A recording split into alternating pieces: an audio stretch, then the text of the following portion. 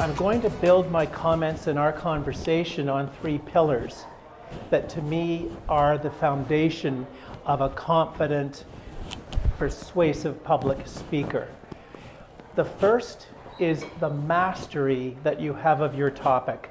You may have heard people say, I can talk about anything, I can talk my way out of anything, but when you're in front of a room of hundreds of people and you've been called to talk about something that they know more than you do, you better have your knowledge down. The other huge pillar, the passion. The passion and the practice. It's really, I can't tell you, and I'll get into this later, how important and how valuable it is to practice. The other pillar, the passion, people can pick up your energy right away. If you're happy to be with them, they will read that. And it will become a really good conversation because your energy will bounce off them and back and forth. It'll be a caroming effect. I made it my business to do better. And I started with the fundamentals. Really not that difficult. I sourced Dr. Martin Luther King's many famous speeches, JFK, John F. Kennedy, others like him, Winston Churchill.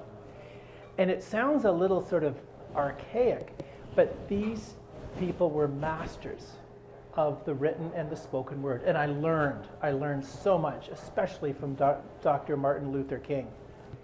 There was some drama in his delivery, but he had that passion and he had that certainty and he had the knowledge. He was a master because he was walking that journey. So very, very compelling. This encouraged me to go to events where I could learn from other speakers. I gradually got more confident. I asked questions at these events. I started to have fun. I started to eventually get into webinar. I became involved in a stand-up program called Mo Mondays. And that is, it's not open mic, but it's pretty close. You can Google it, and it welcomes people to come and tell their stories. And it's very, very compelling. It's a wonderful way to get your land legs as a speaker. Since then, I have gone on to guest on radio shows as a commentator.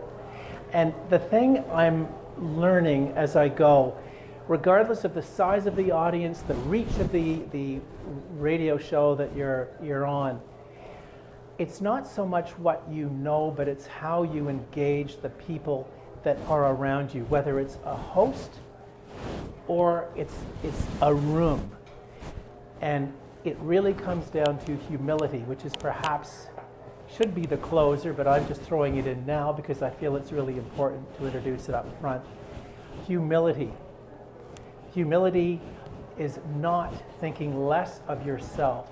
It's really thinking of yourself less.